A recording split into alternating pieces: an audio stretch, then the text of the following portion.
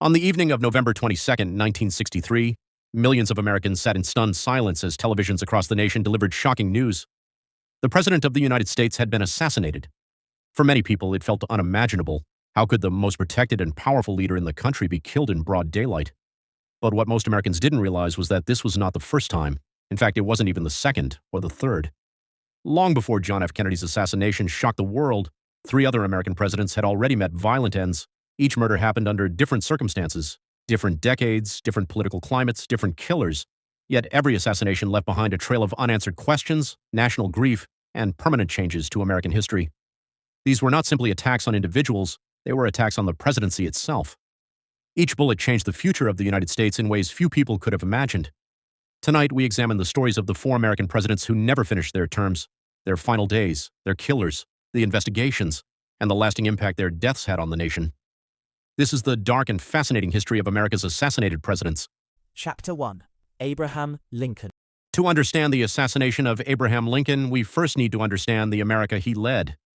By the early 1860s, the United States was tearing itself apart. The issue of slavery had divided the country for decades.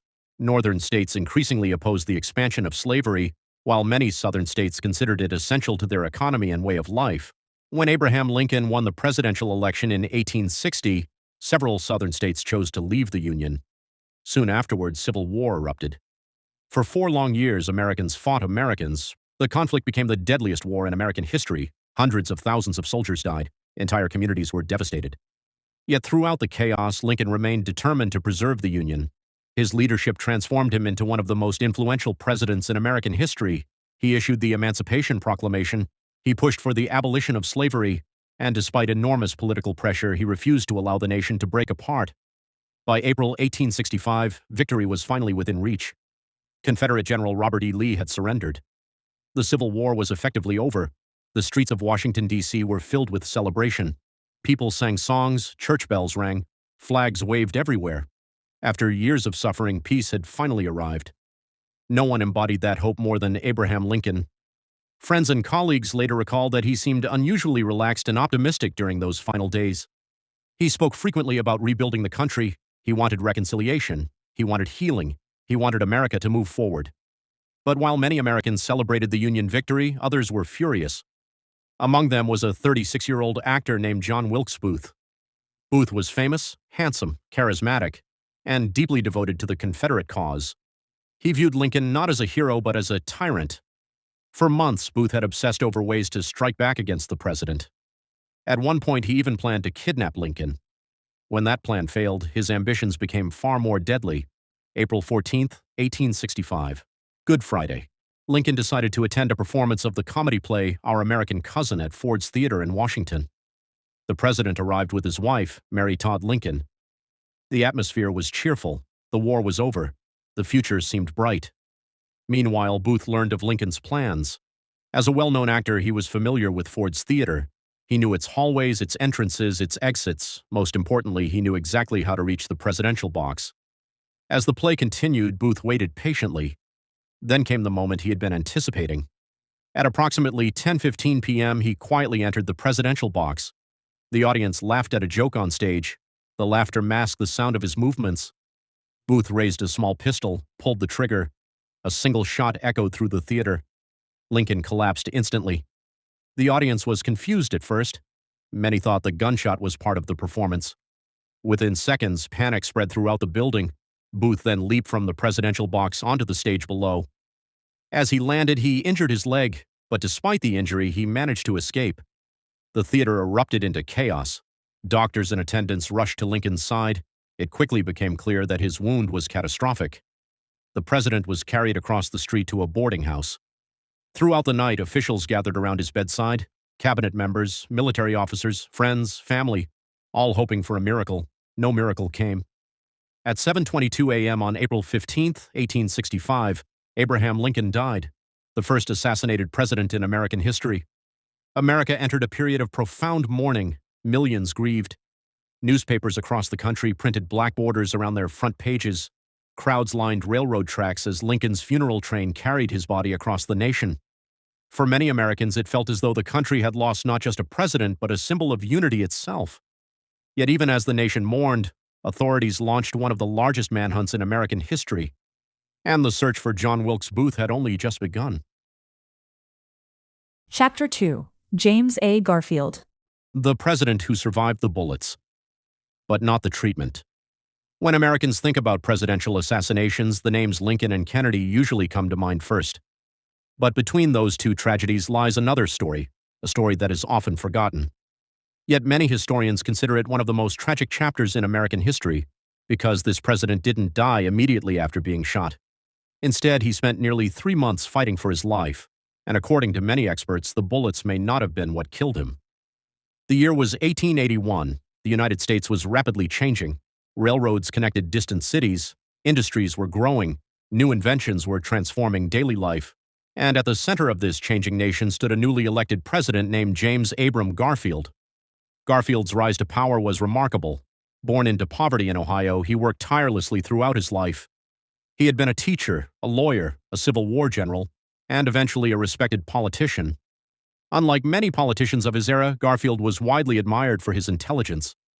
When he became president in March of 1881, many Americans believed he would help modernize the government. But while Garfield focused on leading the nation, another man was becoming dangerously obsessed with him. His name was Charles Guiteau. Guiteau was an unstable drifter with grand dreams and very little success. He constantly jumped between jobs, he struggled financially, and he believed he was destined for greatness. At some point, Guiteau convinced himself that he had helped Garfield win the presidency. He had delivered a few political speeches during the campaign and exaggerated their importance in his own mind. Soon he began demanding a government position as a reward. Specifically, he wanted a prestigious diplomatic appointment. But there was one problem. No one in the administration took him seriously. His requests were repeatedly ignored. Weeks turned into months. His frustration grew. The rejection became an obsession. Eventually, Guiteau convinced himself that God wanted him to remove Garfield from office. In his distorted view, assassinating the president would somehow save the Republican Party. The idea sounds absurd today, but in Guiteau's mind, it made perfect sense. For weeks, he followed Garfield, watching, waiting, studying his movements. Security around presidents in the 19th century was minimal. There were no Secret Service agents surrounding the president, no metal detectors, no armored vehicles. Presidents often moved freely among the public. That made Garfield vulnerable.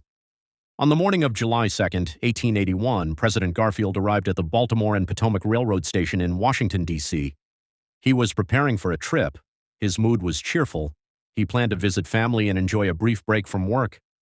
As Garfield walked through the station, Guiteau was already there, waiting, a revolver hidden in his pocket. At approximately 9:30 in the morning, Guiteau stepped forward, then fired. The first shot grazed the president's arm, the second struck him in the back. Garfield collapsed to the floor. Panic erupted throughout the station. People screamed.